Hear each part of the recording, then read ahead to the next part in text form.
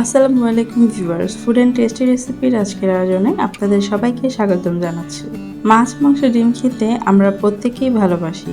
তার মধ্যে ডিম এমন একটা খাবার যা যখন তখনই খেতে পারেন সবাই।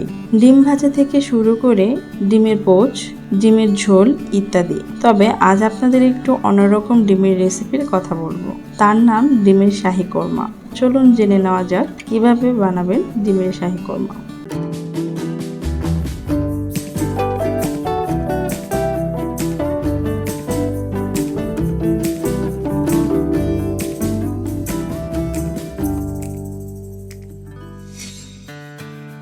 ডিমের শাহি কোরমা তৈরি করার জন্য আমি চুলায় একটি হাঁড়ি বসিয়ে দিয়েছি এবং এর মধ্যে বেশ কিছুটা পানিও দিয়ে দিয়েছি।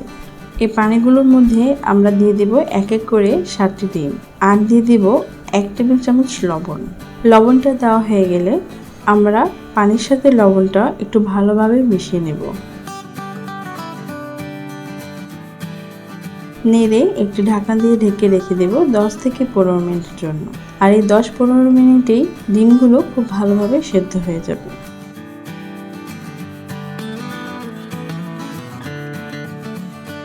পনেরো মিনিট পর চলে এলাম। ডিমগুলো খুব ভালোভাবে সেদ্ধ হয়ে গেছে। এখন এই ডিমগুলো আমরা একটি ঠান্ডা পানির বোলে তুলে নেব।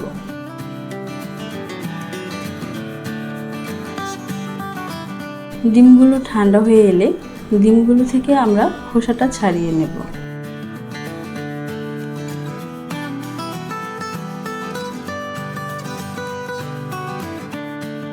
ডিমের খোসা ছাড়ানো হয়ে গেলে একটি ছুরি দিয়ে আমরা ডিমগুলোকে ঠিক এভাবে কেচে নেব। ডিমগুলো কেচা হয়ে গেলে আমরা এর মধ্যে দিয়ে দেব 1 চা চামচ লবণ। লবণগুলো ডিমের সাথে খুব ভালোভাবে মেখে নেব। চলে যাব এখন মূল রান্নায়। চুলায় একটি প্যানে আমরা 1/3 কাপ তেল গরম করে নেব। তেলটা গরম হয়ে এলে চুলার আঁচটা মিডিয়ামে রেখে আমরা এক এক করে এর মধ্যে ডিমগুলো দিয়ে দেব।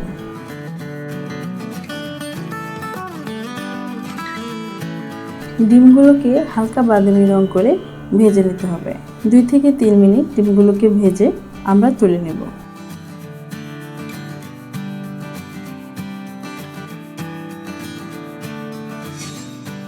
ডিম ভাজা তেলেই আমরা দিয়ে দেব 1/2 কাপ পরিমাণ পেঁয়াজ কুচি। পেঁয়াজগুলোকে সামান্য নেড়ে চেড়ে নেব।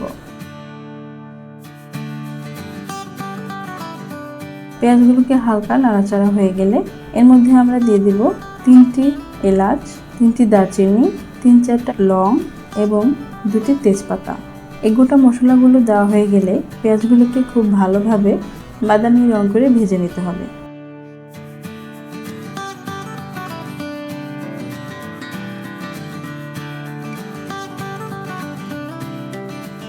পেঁয়াজগুলো বাদামি রং করে ভেজে নেওয়া হয়ে গেছে।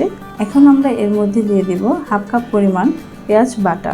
পেঁয়াজ বাটা দিয়ে পেঁয়াজগুলোকে আমরা আরও কিছুক্ষণ ভেজে নেব।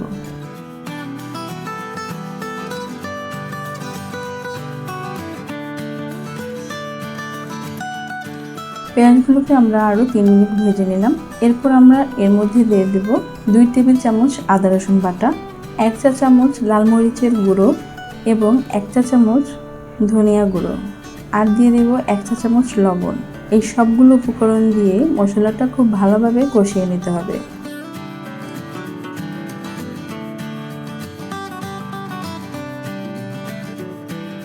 মশলাটা খুব ভালোভাবে কষানো হয়ে গেলে এর মধ্যে আমরা দিয়ে দেব 2 টেবিল চামচ কাজু বাদাম ও পেস্তা বাদাম বাটা আর দিয়ে দেব 2 টেবিল চামচ টক দই। আরও কিছুক্ষণ আমরা এই মশলাটাকে কষিয়ে নেব।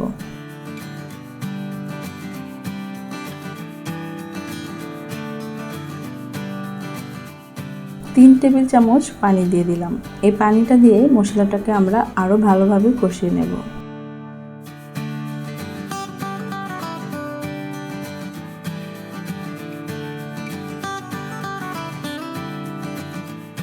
মশলাগুলো ভালোভাবে কষানো হয়ে গেলে এর মধ্যে আমরা দিয়ে দেব ভেজে রাখা ডিমগুলো।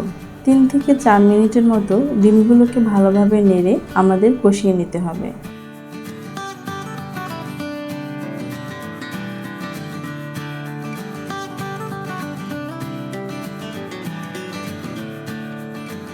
ডিমগুলো খুব ভালোভাবে কষানো হয়ে গেলে এর মধ্যে আমরা দিয়ে দিব 2 কাপ পরিমাণ লিকুইড দুধ। দুধটা দেওয়ার পর আমরা আরেকটু নেড়ে নিব।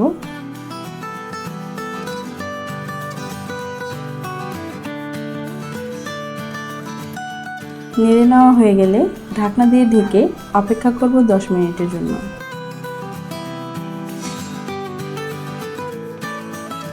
চলে এলাম 10 মিনিট পর। এর মধ্যে দিয়ে দেব 4-5টি কাঁচামরিচ মাঝখানে চিড়ে রেখেছিলাম। ঢাকনা দিয়ে ঢেকে অপেক্ষা করব 10 মিনিটের জন্য।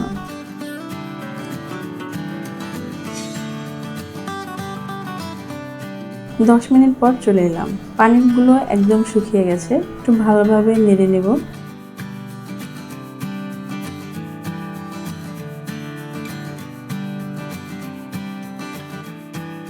নেড়ে নেওয়া হয়ে গেলে এর মধ্যে আমরা দিয়ে দেব 1 চা চামচ চিনি এবং 1 চা চামচ কেওড়া জল। আমরা আরও 1 মিনিট নেড়ে নেব।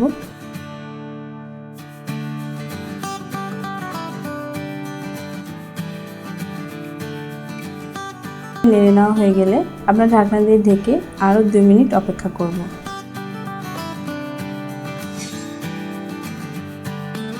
2 মিনিট পর চলে এলাম।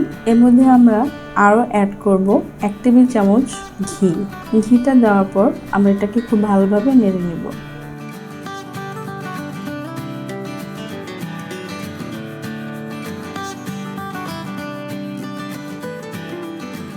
নাড়া হয়ে গেলে এটাকে আমরা আরও 2 মিনিটের জন্য রেখে দেব চুলার আঁচটা লো করে।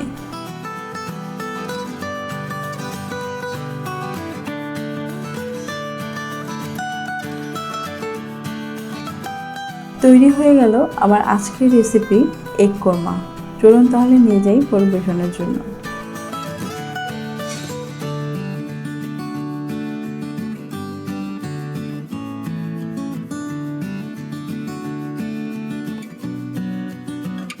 আমার আজকের রেসিপিটি এগ কোরমা দেখতে যতটাই সুন্দর হয়েছে খেতেও কিন্তু ততটাই সুস্বাদু হয়েছে।